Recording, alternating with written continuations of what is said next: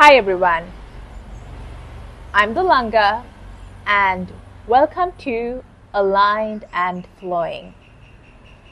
So I'm seated today in my garden in sunny Colombo, Sri Lanka, and I thought I'll continue with my series on Boss Babe Burnout.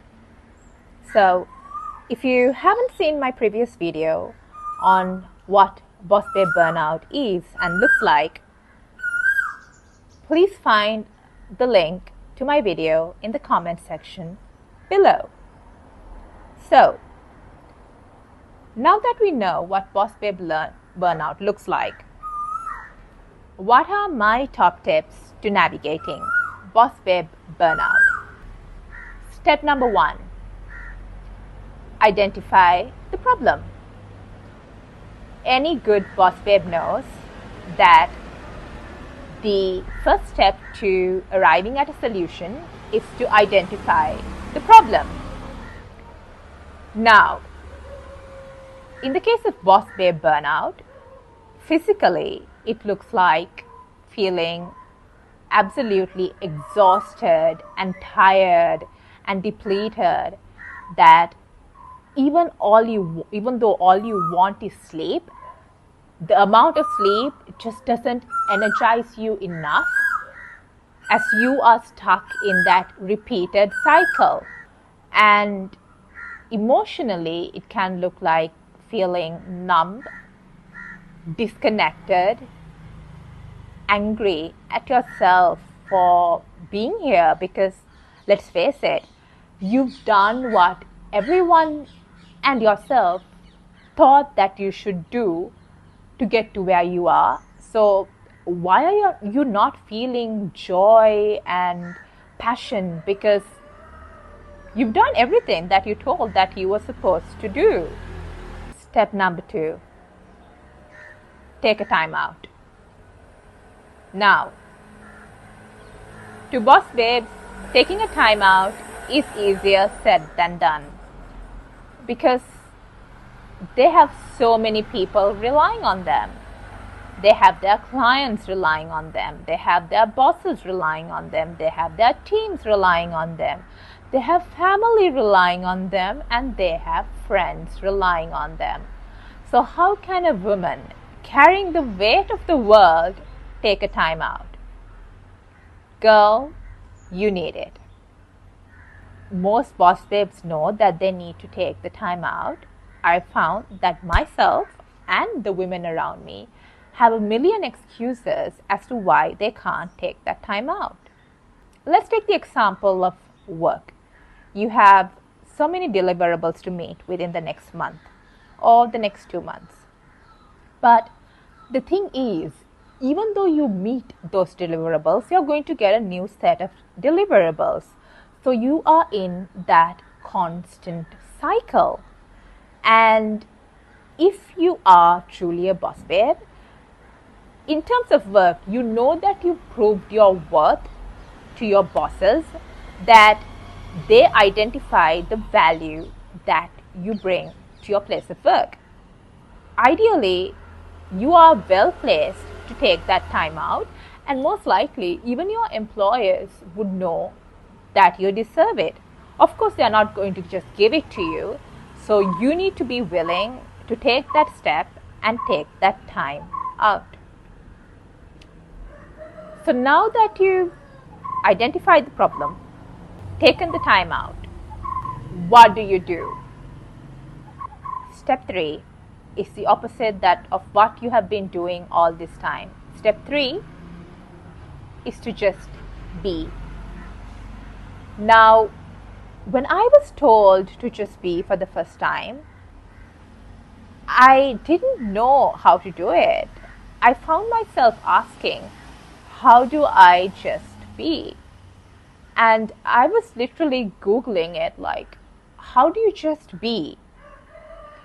And the funny thing is, we are called human beings and not human doings. But in this hustle culture, we are so disassociated with ourselves that we don't know how to be. Now, most boss babes are those women who have been working extremely hard in their 20s to get the right qualifications and the work experience to lay down that great foundation for their careers or their businesses. So they are extremely good at constantly doing. And not just at work, these are the women who are taking on a whole lot of responsibility at work and with their family, and they usually have an overflow of empathy. So they're constantly taking on responsibility on every single front. And when you always hold yourself out as someone who is capable of that, your plate keeps on being piled a whole lot more. So step 3 is probably one of the hardest steps, and that is to just be. Because what I've found for myself is, rather than the action that you take from a repeated loop pattern of what you have been doing so far, the action that comes from a place of being is way more creative, inspired, and is most likely to give you exponential gains than otherwise. Step number 4. Now that you've spent some time being and you have a better connection with yourself and probably some idea of how you are going to navigate the burnout in a way that is most right for you, you have to learn the most important word, and that is no. I've learned that no is a complete sentence. And for most of us boss babes who've been taking on so much for so long, saying no is almost impossible. We just don't do that. We are the ones who say yes. Yes at work, yes to family, and yes to our friends. So learning to say no is so hard. It's difficult. It's something I absolutely struggled with. But you need to think of it in this way.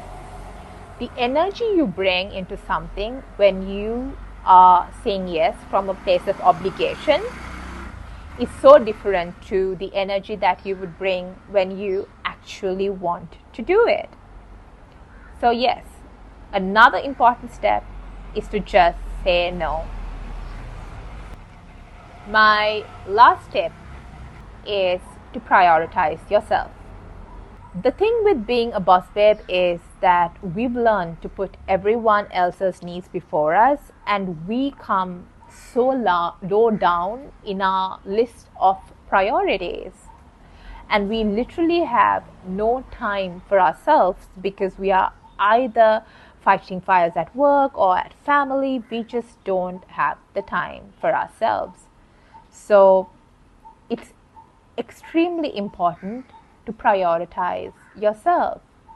And to me, prioritizing looked like taking a few minutes or maybe an hour to do some things that brought me more joy.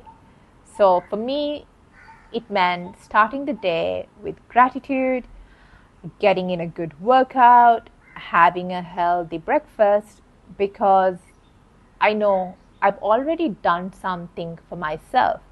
Of course, this means that I have to sleep early and wake up earlier, but integrating those healthy habits have given me a sense of grounding, and starting my day with a routine like this means that I've started the day taking care of myself, and that puts me at a greater advantage to take care of others, be it work, be it family or friends throughout the day, because I have started by filling my own cup.